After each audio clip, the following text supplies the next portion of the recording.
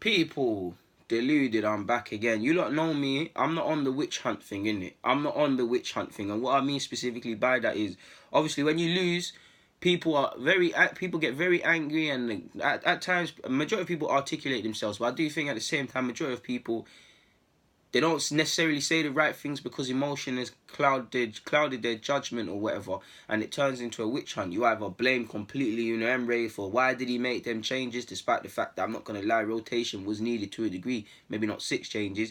You look at the players, why did they do certain things? You look at the players and the manager and think, you have one hand on top four. Why are you not trying to assert yourself in April? We've got 2 defeats now in April, and it's really cost us. I think win, lose, personally, win, lose, draw, you hold account everybody. It's never just Emery's fault when we win games. It's never his fault when we lose games. It's never just the players for the same logic. So you look at everyone, in my opinion. I'm not on the witch hunt thing, so it's not just Elneny's fault as to why we didn't win. In fact, if you look at any of the... Elneny's not involved for any of the errors, any of the goals we conceded. The first is Mavropanos. Kohler's out of position. Mavropanos is pulling Benteke. Benteke's brought down. I personally thought Benteke was offside, and I've watched the game again. It doesn't look like he's on. He is. Jenkinson's playing him onside, but you've got Jenkinson playing him onside. You've got Mustafi lost his man in Benteke. You've just got poor marking defensively as in general as a team, especially considering we've improved offensively and defensively from set pieces, but we let ourselves down from the set piece. So Mavropanos made the foul, and I think he played all right, and we was poor marking. So it's never just Elneny's fault. The second is a simple ball over the top that Mustafi fails to deal with. The third, Mustafi gives away a corner, and I think he has to because, again, Kohler is out of position, but it's poor marking from us from the set piece. Yes, there's a bit of fortune for Arthur to score, but you see what I'm saying? So Elneny is not directly at fault for any of the goals, and he didn't select himself to start, but I don't know if Emery really understands that pivot doesn't work. I think Emery's done a great job this season. I'm very impressed with Emery. You look, know I'm a very vocal and big fan of Emery, but when I think he's let us down or dropped, is a big reason as to why we've dropped points, I've got to hold him account. The players very flat and still first 10 in particular. You lot hear me mention first 10 all the time because the first 10 is how you start is how you go. The first 10 sets the precedent 9 times out of 10 for the last 10, and you saw how the game developed. We gave Crystal Palace encouragement. They took it and they won. But does Emery understand that Elneny doesn't work in a pivot with Guendouzi? It does not work. They're too similar. I don't know why people think Elneny is a defensive midfielder. He's not on the defensive stuff. He wants to go forward like everybody. Him and Guendouzi are very dissimilar, but very similar. And it doesn't work, man. Now, Guendouzi, I feel Guendouzi was alright yesterday, in my opinion, on the basis of him trying to do things offensively. Obviously, he loses the ball in midfield a lot, and he is very naive in that aspect. And I personally, as much as I back him, I believe he's played enough games to know when to release it and when not to. But he's still learning. They don't work. They don't work. It's hardly a used pivot. It doesn't work. It's our last options in terms of pivots, and he kind of had to use that because Xhaka clearly came off with a groin kind of knock against Napoli, and he wasn't deemed fit enough for yesterday. Sorry, fingers crossed for Wolves. Ramsey's obviously out. Torreira, there's no excuse for Torreira not playing, but if a man needs to be rested or whatever, Emery is entitled to use his squad how he wants to use his squad. But clearly, Guendouzi and if he did think Torreira wasn't good enough to complete 90, clearly Guendouzi and Elneny in a pivot is only a needs-must sort of thing. Elneny has barely played. He's made 6 appearances in the Premier League. They probably all come of late recently. Like, it took him until the start of this year, forgive me if I'm wrong, to start a game. It doesn't work. It doesn't work. They both run around, and you can see it, people. I was trying to save this. Ignore all of this for a sec, people, because this was the first example. But this is Guendouzi, Elneny, and Ozil. Now, Ozil did nothing wrong, but to use Ozil to make a point... Let's remove this one. I need to use Ozil to make a point. That's meant to be a pivot, yeah? This is what happens. Ozil goes forward to do his thing, which he needs to go and do. You've got Guendouzi, and then you've typically got Elneny as well. Or you've got Elneny and Guendouzi, or both guys are gone. So if 3 midfielders are all doing their thing, different things, you can see how there's... Sorry, people. You can see how there's gaps, possibly, for Crystal Palace. I'm only going to use one guy as an example to exploit. We made the midfield battle easy for them. Elneny, in my opinion, should be sold in the summer. I think he's decent for the squad. Can't understand why he got a contract renewal until 2022 last year. But I think we should let him go. I don't feel we should let him go until we bring in some midfield men, because I even think we need 2 midfielders, and I've been saying that before Ramsey announced he's going Juventus. And then they're clearly not favoured by Emery, because he's barely played and he only plays at a push, to be fair with you. And it's shown, man. That pivot doesn't work. It's a Carling Cup, League Cup pivot that you can get away with, and it's cost us. That's probably... I feel Emery's cost us a handful of games. The players the majority, but we win-lose together. I feel Crystal Palace, both games, home and away, we could have done better. And West Ham in particular, 3 games off the top of my head. And the FA Cup against Manchester United, I feel the tactics kind of set us up to fail. And obviously people will look at the changes we made defensively. Jenkins and playing people on side and killing us offensively.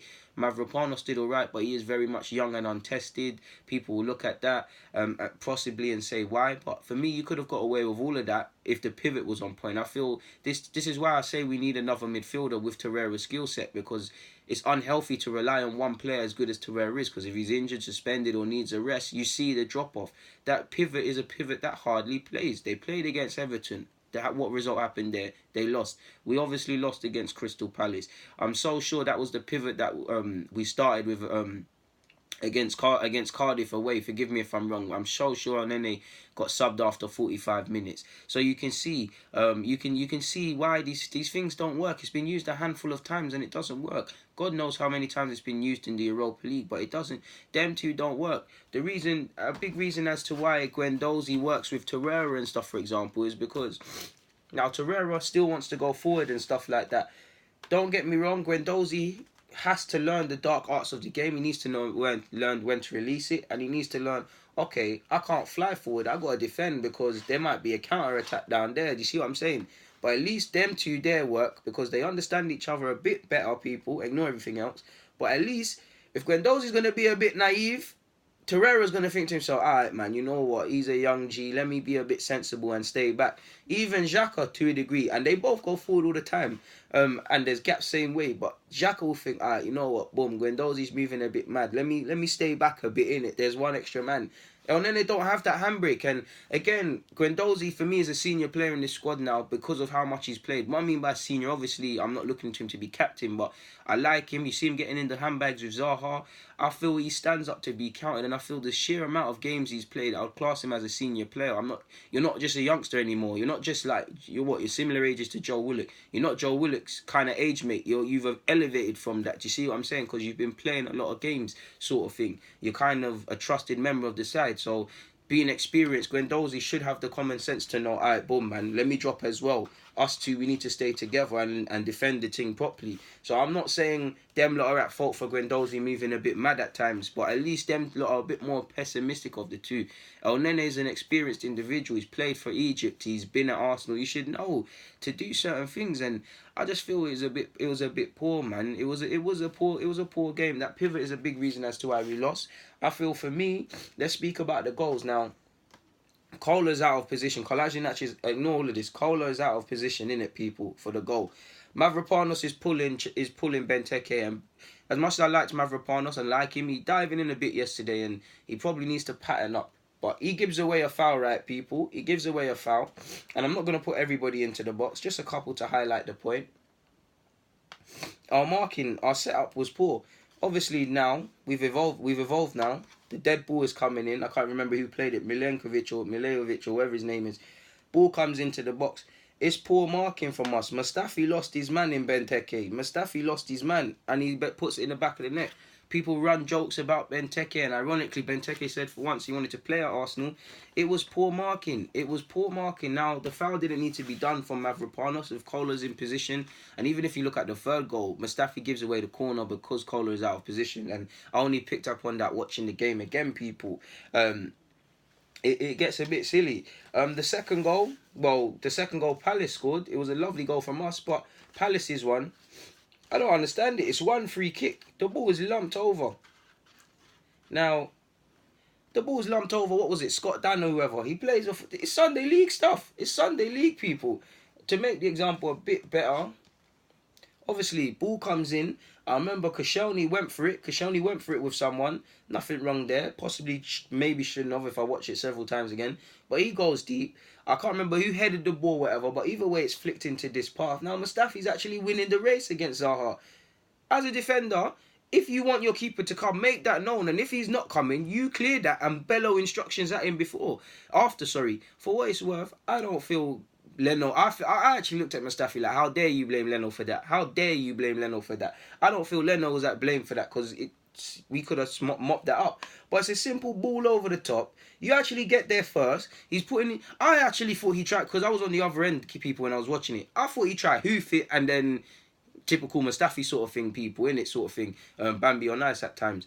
I thought it was that, innit, and I was like, alright, cool, fair enough. He tried to do the right thing, innit. But I'm seeing him, I don't know what he's trying to do, if he's trying to shepherd it back or whatever, but it doesn't bang. Zaha picked his pocket and obviously scored. Now, the corner, obviously, I'll be fair, man. Now, I can't remember the Palace, man, but Mustafi got there first and conceded the corner. That's purely because, again, Kohler was out of position. It's now a corner. And again, set pieces, marking let us down. Obviously, the ball comes in, people. Again, I can't do it to scale, but the ball comes in.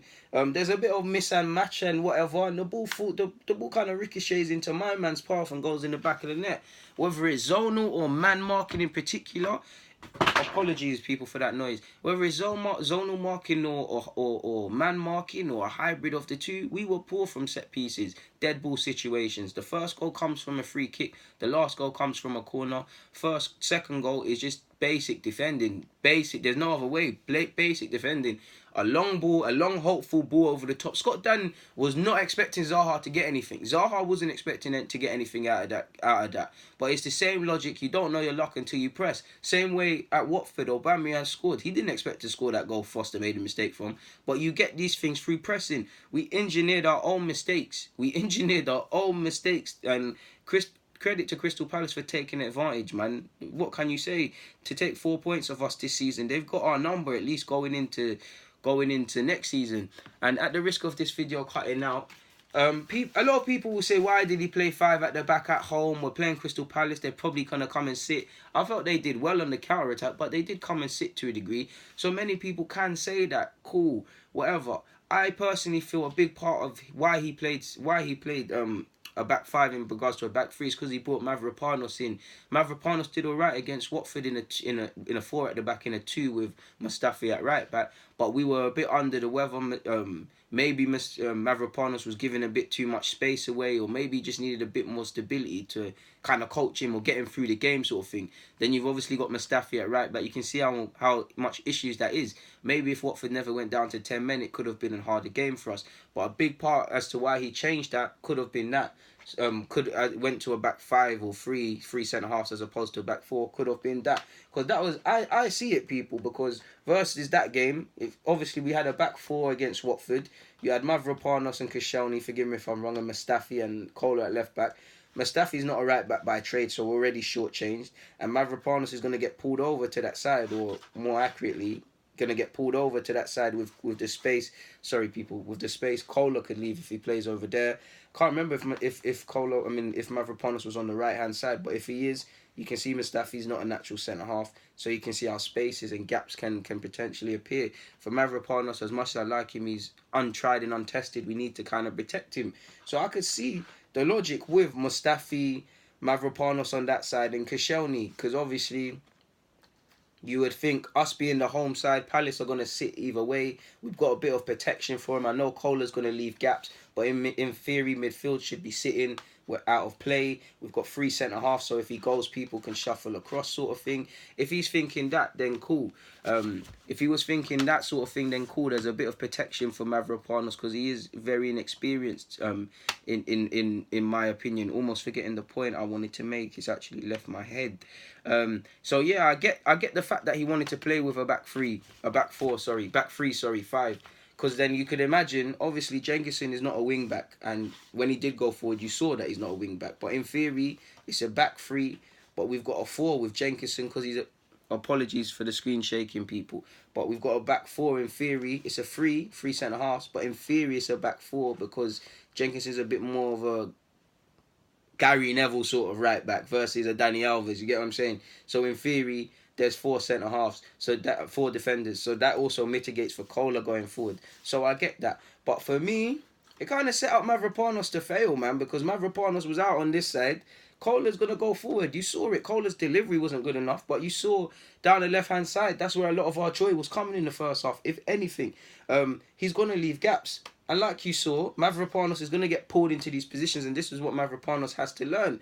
And he's going to give away dumb fouls. That mistake is going to happen again and again, because that's where he's at in his professional football life. He gave the foul away. Do you see what I'm saying, people? How these things can present themselves. Maybe, again, this is me looking at it with rose tints, but if you had Koscielny, Mavropanos, Monreal, Mavropanos and Koscielny or whatever, then there's a bit of protection. There's a bit of protection out there for Mavropanos, because obviously, again, Kohler's going to go forward. Monreal's he's a bit like Aspilicueta. He's a centre half, but he's a fullback, so he's going to naturally go out to that side and kind of protect us. If Kohler does his job and tracks back, that's 2v1.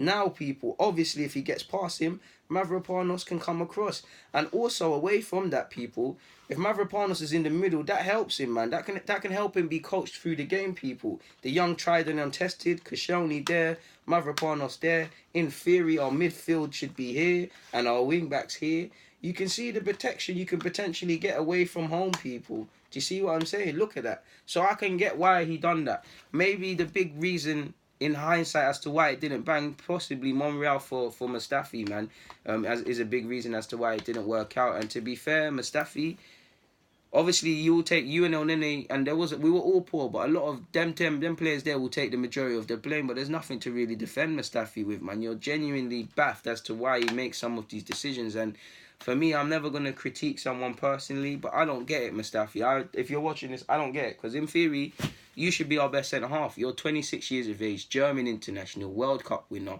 played for Arsenal for a number of years, Valencia, brought in for 35 million, which, okay, it's not big money, but it's a big money for Arsenal at the time. And even with today's reduced transfer kitty, it is, innit?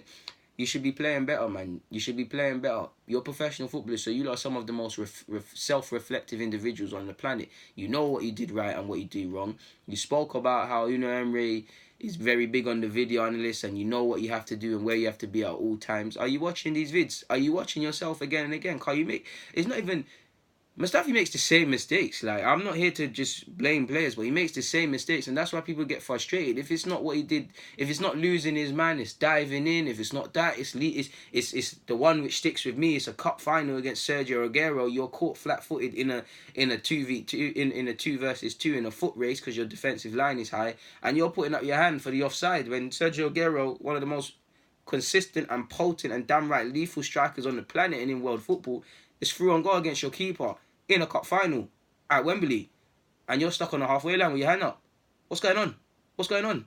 Mustafi's a better player than I'll ever be, even if you saw the little what Arsenal put on Twitter where he's controlling the ball with his ankle and that. Mustafi's got more ability than any of us. Mustafi's living a life and lived a life better than us. Mustafi, you've had a good career. You've won the World Cup, for God's sake. But some of these decisions, it doesn't make sense. Like, you're a professional footballer. You've got all the time in the world. Like, you lot train a lot. You lot got some of the best physios and sports scientists and game analysts. I don't understand these mistakes, because are you looking at what you're doing right and wrong? Like, I have to assume Mustafi is not looking at his games again and again, because you wouldn't make these mistakes. Surely, people, you wouldn't make the same mistake over and over again. Like I say, making the same mistake once is cool, but if you make the same mistake consistently, it's not a mistake, it's a choice. You're choosing to do that. And yeah, Mustafi has to play because it's a needs-must sort of thing, but we clearly look a better side without him. Like, Monreal, I say this all the time, Monreal's a better centre-half than you. Mustafi is a worse centre-half than Monreal. I have more confidence in Monreal playing at centre-half, whether that's in a back 3 or 4,